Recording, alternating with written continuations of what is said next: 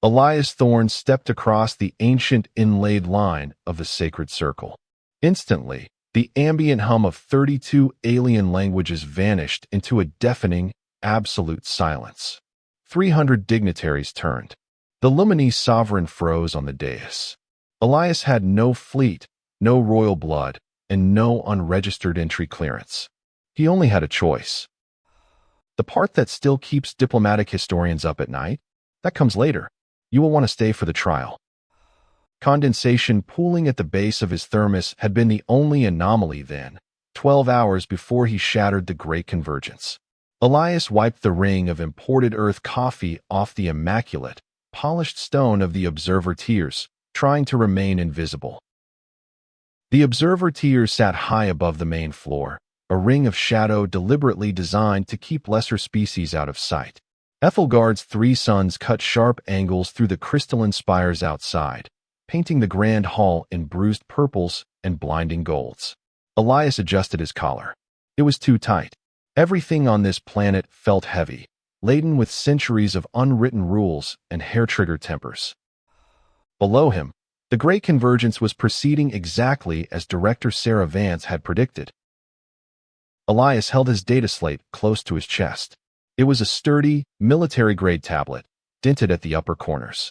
Up here, surrounded by the towering, chitin-plated diplomats of the Ironbound and the floating, bioluminescent forms of the Shun collective void singers, the data slate was his only shield. He kept his eyes locked on its scrolling text, avoiding the peripheral glare of ancient species who considered a human presence to be an insulting diplomatic joke. Beneath the grand archway, another suitor stepped forward. A high-ranking void singer offered a trade concession spanning 3 pristine star systems. Lyra, 7, the daughter of the Luminese sovereign, sat motionless on the central dais. Her skin, a pale, luminescent silver, did not shift. She raised one long, elegant finger. The gesture was silent, but the dismissal echoed across the cavernous hall. The void singer withdrew immediately, its bioluminescence dimming in public submission. That was the 4th high-profile rejection this cycle. Elias tapped the screen of his slate, logging the interaction. The Lumini did not marry for sentiment. They bonded for orbital superiority and tactical advantage. With a 400-year lifespan, their calculations spanned generations, treating entire planetary economies like chess pieces. A fragile piece held the sector together, balanced on the edge of a knife. If Lyra, 7, did not select an alliance before the summit closed at solar noon tomorrow, the Ironbound would take the repeated rejections as a formal act of war, which meant Earth's outer colonies would burn right alongside Ethelgard. Elias scrolled through the diplomatic dossiers. His mission parameters were simple: observe, record, survive the gravity. Humanity was too new, too short-lived, and too poor to matter in these high-stakes negotiations. They were persistence predators from a dirt ball, invited only as a geopolitical novelty to demonstrate Lumini benevolence. Your heart rate is elevated, Observer Thorne. Elias jerked backward, his boot scraping loudly against the stone. He lowered the data slate. Lyra, 7, stood in the deep shadows of the observer tier. She had somehow bypassed her own royal guard, climbing the service ramp in complete silence. Up close, her eyes were entirely black, reflecting the distant starlight like deep water. Elias scrambled to stand. Highness, observer protocol dictates we shouldn't. Protocol dictates you should be cataloging my strategic failures, she interrupted, her voice a resonant harmonic that made the metal plating under Elias's boots vibrate. She tilted her head, studying him with an intensity that made the hair on his arms stand up. You hide behind your glowing screen. What? It is informative, Elias lied, gripping the slate tighter. You are human, she said, stating it not as a biological fact, but as a tactical puzzle she could not solve. Your species lives for a mere fraction of our time. You burn out rapidly. You decay. Yet you cross the void to stand in a room where you are openly despised. Elias swallowed hard, the dry air scratching his throat. We are stubborn. Lyra, 7, stepped one pace closer. The faint scent of ozone washed over him. I have been offered Armada fleets. I have been offered the mineral wealth of 12 terraformed moons. And yet, when I look at the suitors, I see only cold mathematics. Her black eyes locked onto his, searching for something unquantifiable. Tell me, Elias Thorne, what does a human offer when they have absolutely nothing? He stared at her. The gap between their species was vast, almost incomprehensible. 80 years. To the Lumini, it was a rounding error, a brief season of adolescence. But to him, he had to make it matter. We offer presence, Elias said quietly, his voice lacking any diplomatic polish. Presence under cost. We show up when it hurts, and we do not leave. Lyra, 7, did not blink. For a long, stretched second, the ambient light in the tier seemed to warp slightly around her shoulders. Then, without a single word of confirmation or dismissal, she turned and glided back toward the stairwell. She left Elias alone with a hammering pulse and a data slate that suddenly felt entirely useless. 10 minutes later, his comms badge chirped. Thorne. Director Sarah Vance's voice was a tight, fraying wire. Get down to the lower staging room. Now. When Elias slipped through the heavy blast doors of the lower staging area, Vance was already pacing. The rhythmic, metallic clink of her pen tapping against her comms badge echoed sharply in the cramped, windowless space. She looked up, her face pale under the harsh fluorescent utility lights. The Ironbound just moved 3 dreadnoughts into low orbit, Vance said, abandoning all standard greetings. They have formally issued an ultimatum. If Lyra, 7, rejects their primary champion in the final cycle tomorrow, they fire on the capital. Elias felt the floor seemingly drop away beneath his boots. Can the Lumini defend themselves? Not against a coordinated orbital strike. And Earth is caught directly in the crossfire. Vance snapped the metal pen down onto the tactical table. We need her to make a choice. Any choice. But she is rejecting everyone. She is looking for something they aren't offering, Elias said, the distinct memory of ozone still sharp in his mind. Then she is going to find a war, Vance replied grimly, pulling up a tactical projection. The summit ends at noon tomorrow. The final candidates present themselves in the sacred circle. If the circle closes empty, we all burn.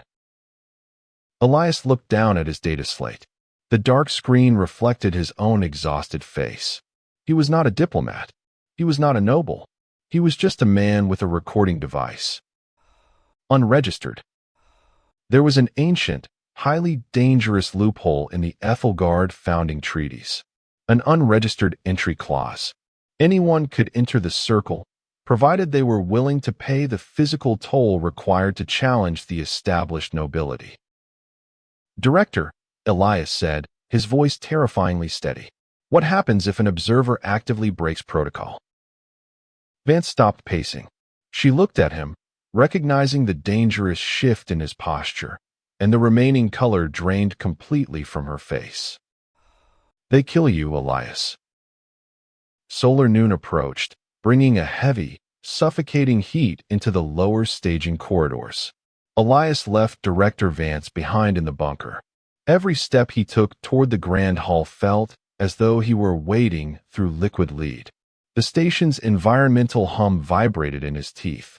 Above them, in low orbit, the iron-bound dreadnoughts were undoubtedly warming their plasma coils, waiting for a single word from the Sovereign's daughter. Elias pushed through the heavy acoustic doors and slipped back into the shadows of the observer tiers. The final cycle had begun. The atmosphere in the cavernous room was toxic with unspoken threats. In the center of the sacred circle stood the iron-bound champion.